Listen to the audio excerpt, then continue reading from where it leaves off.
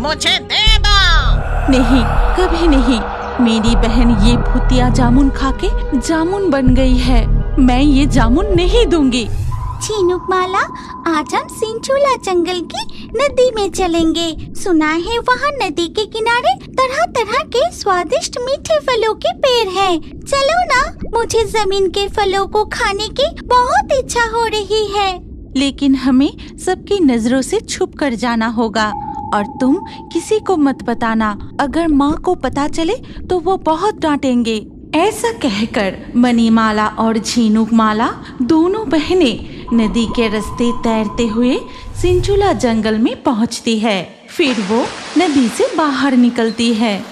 वाह, कितना सुंदर जंगल है, कितनी शांति है। दीदी देखो, यहाँ एक पीले फल का पेड़ है। हाँ, लग रहा है ये फल स्वादिष्ट होंगे। लेकिन अगर वो फल जहरीला हुआ तो? तुम सही कह रही हो। चलो थोड़ा और आगे बढ़कर दूसरे फल देखते हैं।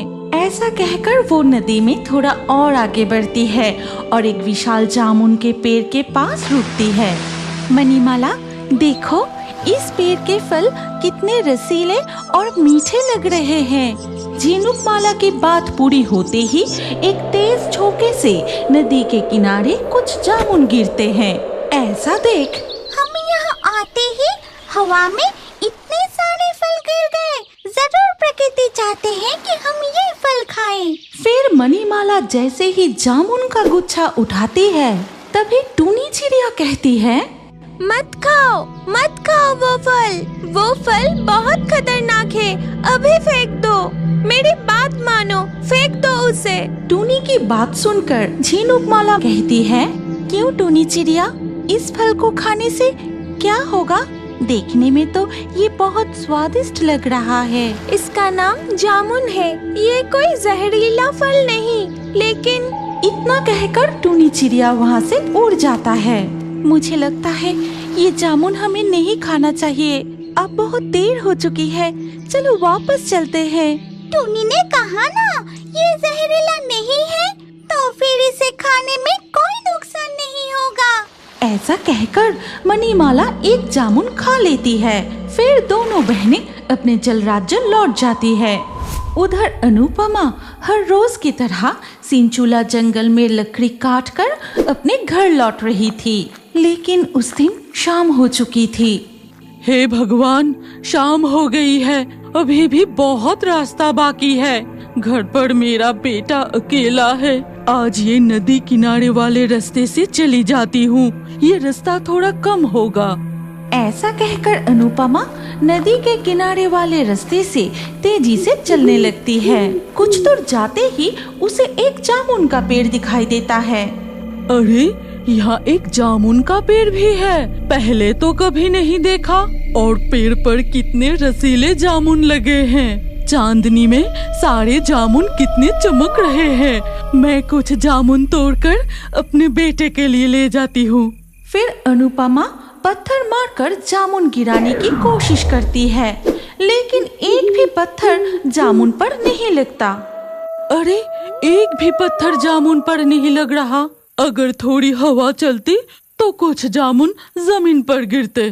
तभी अचानक एक तेज हवा की झोंका चलने लगती है और उससे कुछ जामुन जमीन पर गिरती है। अरे, जैसे ही मैंने कहा वैसे ही तेज हवा चलने लगी। अब फटाफट जामुन उठा के घर चलती हूँ।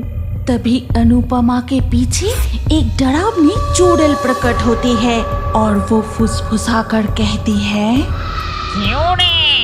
जामुन उठाकर बेटे के लिए ले जाएगी, खुद नहीं खाएंगी।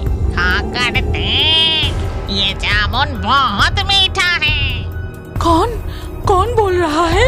अरे बाप रे, चुड़ैल, छोड़ दो मुझे तुम मत मारो। छोड़ दूंगी, लेकिन एक शर्त पर। पहले तुझे एक जामुन खाना होगा। खा जल्दी। डर के मारे जैसे ही अनुपमा एक जामुन खाती है, तुरंत ही उसका शरीर काले जामुन जैसा हो जाता है। और वो एक जामुन बन जाती है। फिर चुड़ैल उस जामुन को उठाकर पेड़ पर लगा देती है। इसी तरह मैं अपने जामुन के पेड़ को बढ़ती रहूंगी।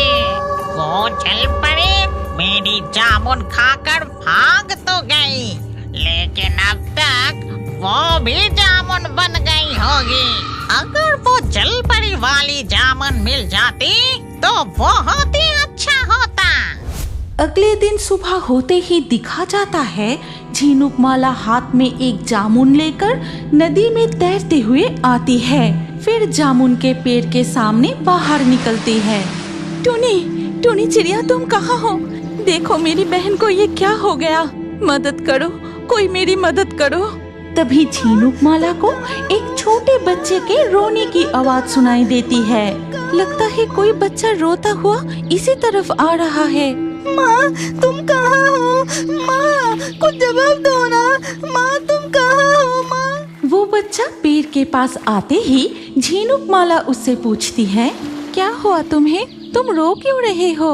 कल से मेरी माँ घर नहीं लौटी है। वो इस जंगल में लकड़ी काटने आई थी। मैं सुबह से पूरे जंगल में ढूंढ रहा हूँ, लेकिन वो कहीं नहीं मिल रही। इसीलिए मैं ढूंढते हुए यहाँ तक आ गया हूँ।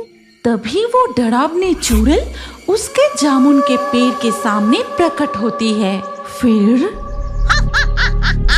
जलपरी, तुम्हारे हाथ का वो जामुन मुझे दे दो। नहीं, कभी नहीं। मेरी बहन ये भूतिया जामुन खाके जामुन बन गई है। मैं ये जामुन नहीं दूंगी। नहीं देगी तो देख अब मैं क्या करती हूँ। इतना कहकर चुड़ैल माधव का हाथ पकड़ लेती है।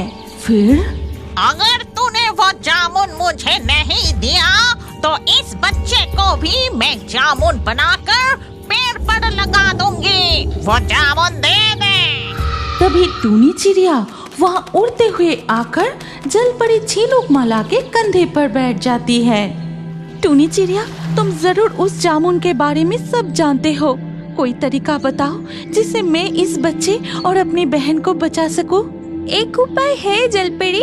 अगर उस जामुन के पेड़ को जलाकर नष्ट कर दिया जाए, तभी जामुन में कैद सभी जानवर और इंसान मुक्त हो जाएंगे और चुड़ैल भी मर जाएगी। अच्छा, तो ये बात है, यही है असली राज। वो चुड़ैल सबको जामुन बनाकर पेड़ में बंदी करके रखती है। ऐसा कहकर झिनुकमाला अपने बालों से जादुई मोती निकलकर उस जामुन के पेड़ पर जादू का वार करती है और उसी जादू से पेड़ पर आग लग जाती है। जल गई, मेरी साड़ी जल गई। मेरी साड़ी जल गई। आग बुझा जलपरी, आग बुझा। फिर पेड़ के साथ साथ चुड़ैल भी जलकर भस्म हो जाती है। जो सभी जामुन के पेड़ पर अब तक बंदी थे, वो सभी अपने असली रूप में लौट आते हैं और मणिमाला जलपरी भी। माँ, देखो पिताजी, इतने सालों से आप इस जामुन के पेड़ में कैद थे। माँ, पिताजी, मैं तुम दोनों से बहुत प्यार करता हूँ। कभी मुझसे दूर मत जाना। टूनी चिड़िया भी अपने साथी से मिलके बहुत खुश होती है। फिर वो बोली, जलपरियों, थोड़ा रुकिए। आज हम इस जंगल के सभी स्वादिष्ट फल आपको भेंट में देंगे। हम कभी भी आपका ये उपकार नहीं भूलेंगे। इसके बाद जंगल के सभी जानवर नदी किनारे तरह तरह के मीठे फल लाकर मणिमाला और झिनुकमाला को भेंट में देते हैं और सिंचोला जंगल के जानवर और पंछियों से जलपरियों की अच्छी दोस्ती हो जाती है। क्या आप जानते हैं कि आपका नाम भी हमारी कार्टून वीडियो में आ सकता है? और आज के लाकी ड्रॉ में चुने गए नाम हैं दिव्या, राजू, आनंद, खुशी, हर्षित, राधा, सीवन, दीपाली, अंकित, सूरजा, रोनू, हंसराज, राहुल, रिया, अजीज। आपका नाम और अच्छे कमेंट हमारे अगले वीडियो में देखने के लिए अभी हमारे fairy Toons horror story channel को सब्सक्राइब कीजिए। फिर आपका नाम कमेंट में लिखिए और स्क्रीन के ऊपर जो अगला वीडियो दिख रहा है उस पर क्लिक करके उसमें भी अपना नाम लिख दीजिए। आपका नाम हमारे कार्टून वीडियो में जरूर दिखाया जाएगा।